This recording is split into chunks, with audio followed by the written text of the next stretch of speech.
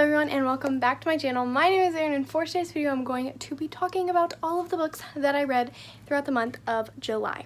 So, through the beginning of the month I had a solid start, I guess. I was listening to a bunch of audiobooks and so that was helpful, but I was in a decent reading slump, which was not fun.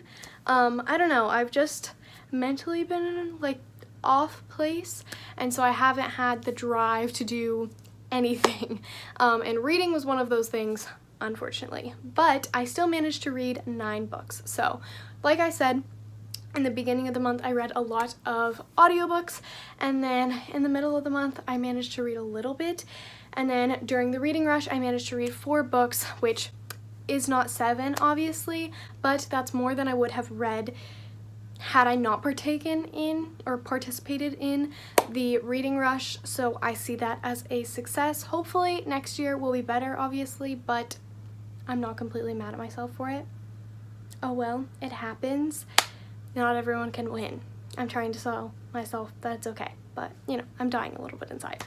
I would also like to talk about the fact that I only did 3 reading vlogs, and that is because I filmed on days 4 and 5, but like I just said, my mental headspace has not been completely there, and so for that, like, I didn't feel like the vlogs were good, and I didn't want to post videos that weren't good. Like, I didn't even want to watch them back or edit them, so like how could anyone else actually enjoy watching them? So I apologize.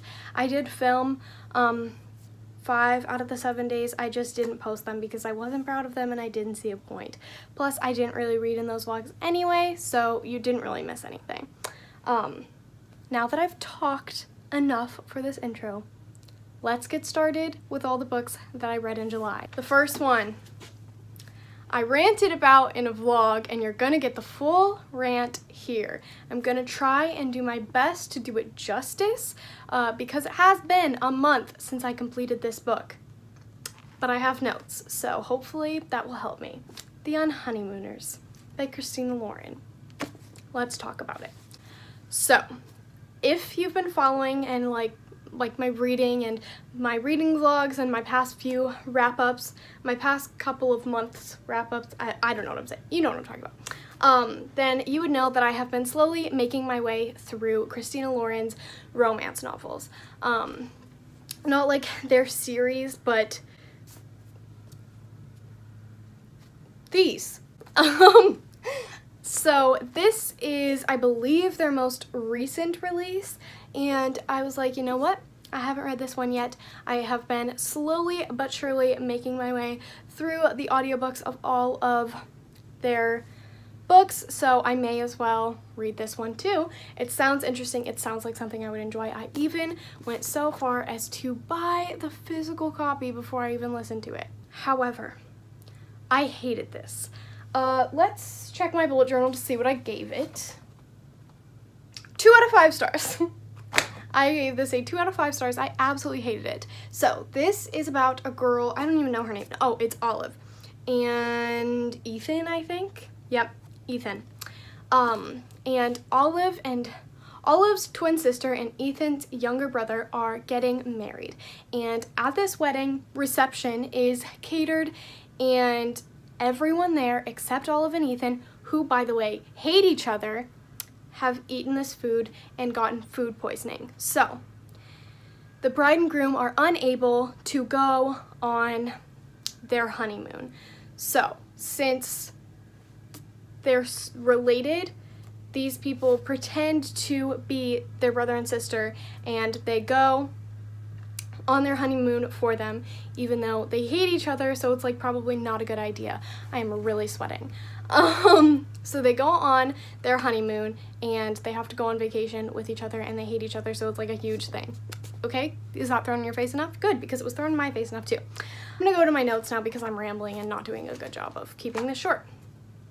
The romance was cringy and I rolled my eyes a lot. This is true. I remember listening to it, and I haven't listened to one of their books and been like, ugh, this is a ridiculous like part in the romance. I can't. This is just so cringy and so corny, like, blech. I haven't done that. This one, I did it. I disliked the conflict at the end. A big pet peeve of mine is when people don't believe other people, but they don't have, like, it's not like these people have a reason to lie. Like, okay, a big pet peeve of mine is when people don't believe someone. Olive, other than being negative, which was thrown in our face so many times, she's such a pessimist, she's so negative, blah, blah, blah. I didn't really find her to be that negative. I don't know what that says about me, but like, I didn't really think she was that negative. Like, if they wanted to make her such a negative person, I feel like that could have been fleshed out more and way more developed, which would have been fine, and sure, like, that maybe, like, I could have seen that characteristic, but I didn't really see that characteristic, so I didn't like that that was thrown in our faces so much. And it was mostly thrown in our faces by other characters, and Olive being like super insecure about it, and I was like, girlfriend, you're fine, you're not that insecure, or like, you're not that insecure, you're not that negative, like, hello, what? There was no reason for her twin sister to not believe her. Why would Olive try and sabotage her? Okay, so I'm gonna talk in spoilers now. Let me read my last couple bullet points before I do that so that I can talk about like why I hated this book so much. I don't remember the specific details, but I hate when people tell other people how they're feeling. Oh, I hate when people are like, you don't like this, or you hate this. And it's not like a guess. It's like, you actually feel this way. These are your feelings. Like, I hate that so much. Let them talk. Ask them a question. Say, I feel like you feel like this because you're doing this, and to me that means this. Don't say you feel like this. Don't tell me how I feel. It's so annoying. I'm pretty sure Olive did that to Ethan, and I was like, no, you need to stop. Those are their feelings. You don't get to... I get really heated about this. And then the other one I already talked about. I don't remember the thing that like made them hate each other and how it was resolved at all, so it probably wasn't very well developed. Okay, now I'm going to talk in spoilers, so goodbye if you haven't read this, or you don't care to, or you just want to spoil yourself and you'll still read it. So, the conflict in this is that Ethan's younger brother, I don't even know what the freak his name is. Yep, not on here. I don't know what Ethan's younger brother's name is, but that is the kid who marries Amy, Olive's twin sister. And he is cheating on her, which Olive discovers when her and Ethan are in Hawaii. And Olive like figures this out, and she's like, wait, I think maybe your brother is cheating on my sister because my sister never knew that like they were supposed to be seeing other people, or that they weren't exclusive, or whatever. And Ethan was like, like I don't think he would ever do that. That's fine. Like, it's not fine, obviously. It still annoyed me that like he didn't believe her, but like I get it, because you don't want your, like, you don't want to, you don't know the whole story, and from what you've been told, that's not how it happened. And like, they don't have all the details yet, whatever. But then they get home, and Olive gets hit on by Ethan's younger brother. Tells Ethan, hey, your brother was hitting on me, and he's like, no, he wasn't. And she's like, okay, fine. So then she goes to tell Amy, because that is a good thing to do, in my opinion. You should tell someone if someone's cheating on them. That's important information. And Amy's like, you're lying. You're just so negative. Your twin sister is lying to you about the man you just married cheating on you. Purely because she's negative? I don't think so. Like, what? I could not stand this book. I rolled my eyes. I wanted to throw it across the room. This is pretty much just a me thing, because I ranted to my mom about this book, and she was like, yeah, well, da da da da da da, and I was like, okay, maybe it's just me, but I hated it. I hated it so much. It's my least favorite Christina Warren I have literally ever read, and I can't deal with it. I also hated the whole situation with her boss, like how she was fired. Like, I just feel like that is a personal matter. I get it, but I also don't get it. I don't know. I had a lot of issues with this, and it was the worst book I've read so far this year. Next, a book that I enjoyed fairly well is Rolling in the Deep by Mira Grant, which is the pen name of Seanan McGuire. This was the prequel novella to Into the Drowning Deep, which is a sci-fi thriller about these people that go to find mermaids and see if they're real, and it's incredible. It's also got like a little bit of horror in there. So like I said, this was the prequel novella about the voyage that took place before the voyage that we follow in Into the Drowning Deep, where they initially went to go look for mermaids and weren't super prepared, and that voyage ended tragically, which isn't really a spoiler. I think I said it may have been in one of my vlogs or something like that, but it's not really, because you find out on like the first page of Into the Drowning Deep, and it's in the synopsis and whatever. But we are following this voyage, and I gave this book a 4 out of 5 stars. It wasn't as long, so it wasn't as well developed, but it was still pretty well developed, and I found it really hard. I would listen to this one to listen to, because I already knew the end, and I already knew nobody was going to make it, so I got attached to all of these characters, and I was like, you're all gonna die. Like, this is so sad. I know that no one's going to make it. And it was also slightly frustrating to listen to, because like I heard how everything was resolved in the first one, so I was like, why aren't you doing this? Why aren't you doing this?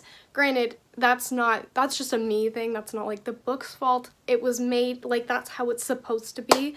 But it's still just like frustrating. Like, why aren't you fixing this? So I don't really have a ton about this. I don't have a ton to say about this. 4 out of 5 stars. I really enjoyed it. It was pretty short. It was pretty good. If you read Into the Drowning Deep and you want a little bit more, I would highly recommend it. It was good. And the narrator wasn't too bad either. Next, I have a book that I have changed my rating on, for the better actually, and that is Technically You Started It by Lana Wood Johnson. I picked this up on a whim. It's about a girl who gets a text one day from Martin Nathaniel Monroe II, except 2 of them go to her school. They're cousins, and you find out the whole story of like their names and why they have the exact same name in the book, but they're cousins. I just said that really loud. But they are cousins, and so she texts him and she's like, who is this? And he says, Nathaniel Monroe, Martin Nathaniel Monroe II, and she's like, which one? And all he says is the good one. And so this whole book is told purely in text. There is no like typical writing, I guess. And I was expecting this to not be very well developed, the characters to not be very well developed, and while it was confusing at times, I didn't really find that to be the case. I loved the format. I thought it was super fun. I also am obsessed with this cover. It's so freaking cute. I don't know. I found it to be really good, and I still think about it a lot, and so I gave this a 5 out of 5 stars. Initially, I gave it a 4, but because I just keep thinking about it all the time, I loved it, and I loved the romance, and there were so many like nerdy things, and it was so cute. I don't know if this is gonna be for everyone, but I loved it. I thought it was super cute, and I think about it all the time. Still, it's really good. You should read it. I haven't heard anyone talk about it, but it's fun. The next book that I read was another Christina Warren, and that is My Favorite Half-Night Stand, which was a December 2018 release. This is about a group of friends who decide to try online dating for the first time, and they're in their 30s, but the main protagonist, this woman that we follow, she and one of the guys in the group hook up, and he leaves like once they're done hooking up. He doesn't even stay the night, but they try to not let it ruin their friendship or get in the way or anything, and then she ends up making a separate dating profile and not telling the complete truth on there, so they don't know it's her. And initially she thought that they were going to figure out that it was her and it would be one huge joke, but then it doesn't, and she and this guy that she's friends with start to get to know each other, and she knows it's him, but he doesn't know it's her. My camera just cut out. I don't know why. Anyway, she knows it's him. He doesn't know it's her. It was a decent story. I kind of rolled my eyes a little bit. It was more smutty, I would say, than some of their other books. So if you like that, it's there. I was just kind of whatever about it. I gave it a 3.5 stars. It was pretty forgettable, honestly. Like, I remember it now that I think about it, but like, I haven't thought about it since. I honestly forgot that I read it. Like, it was just meh. Yeah, I don't have good things to say. I don't have bad things to say. I like the best friend turns lover trope. I think it's fun. So if you like that, there's that in it.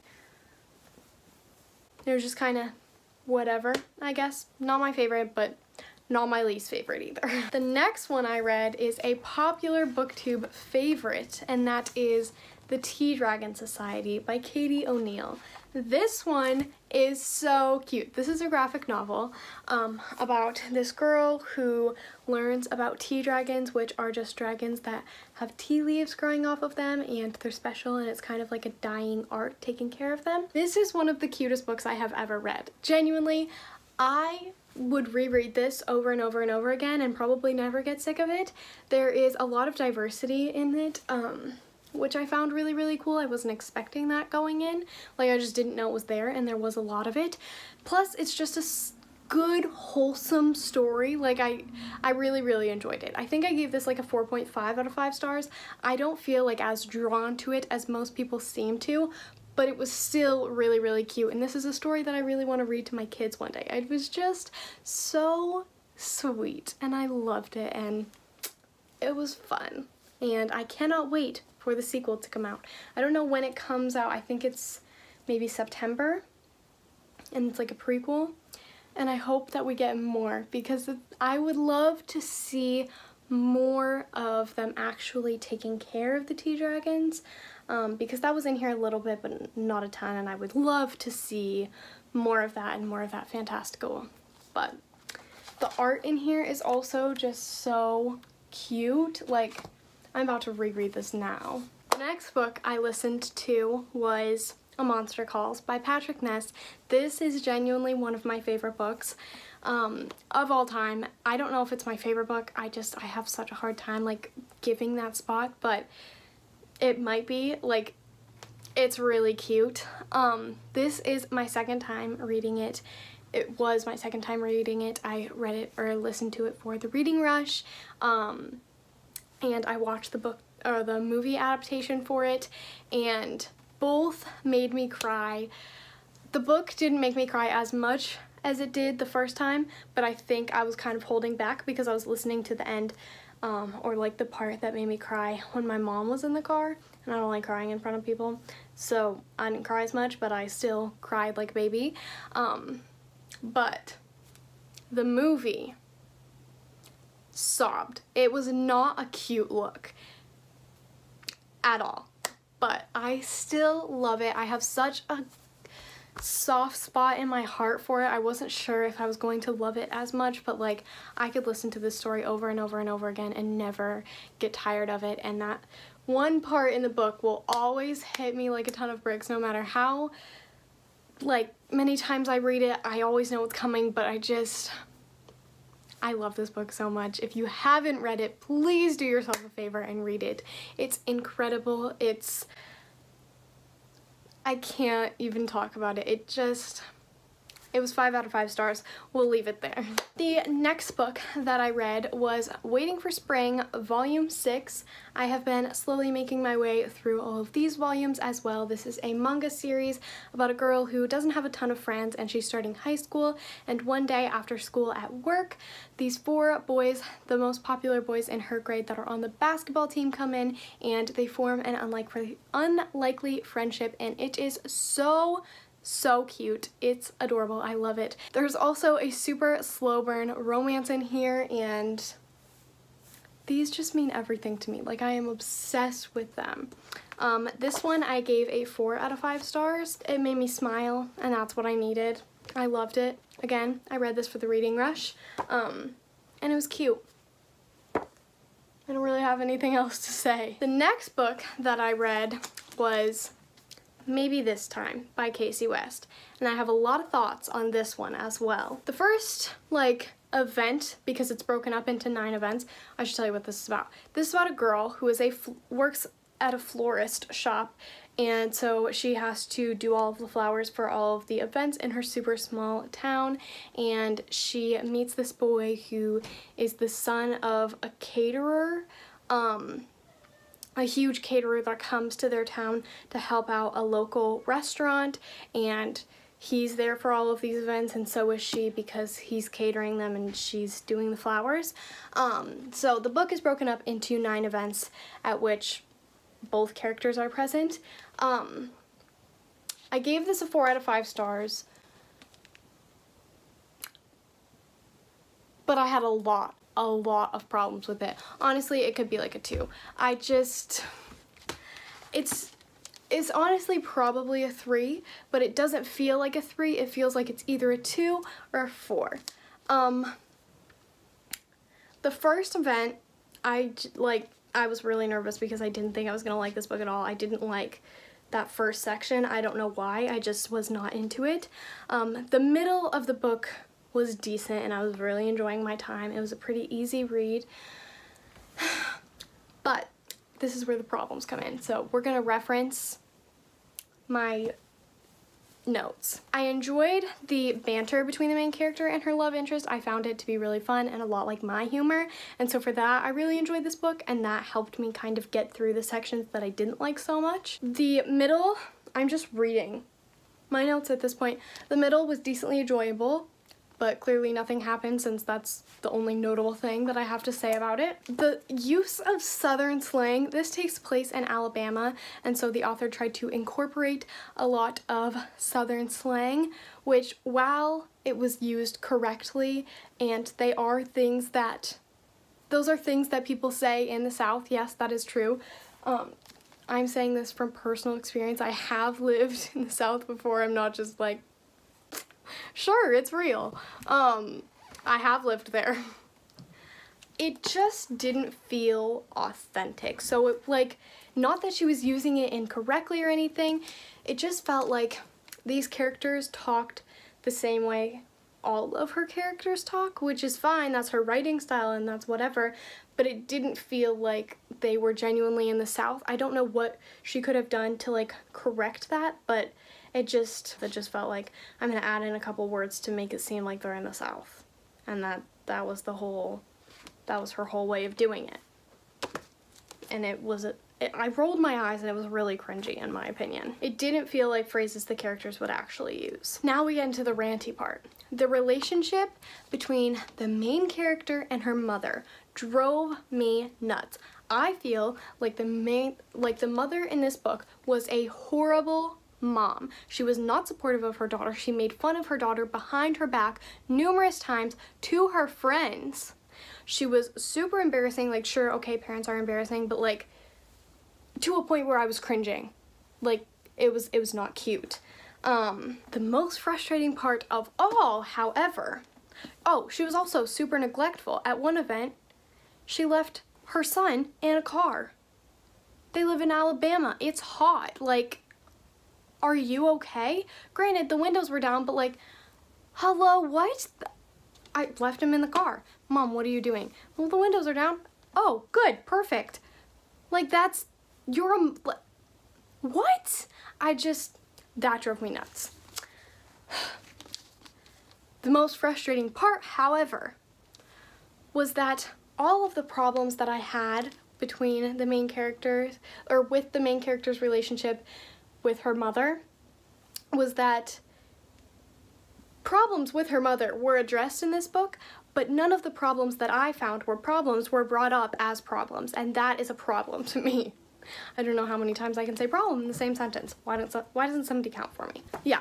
Instead, the book dealt with more random problems, such as her father, which, yes, that was a problem, and that relationship wasn't great either, but we never really saw him, and so that one didn't annoy me. It was the fact that she was supposed to be her mom was the parent that she had, and wasn't doing a good job in my opinion.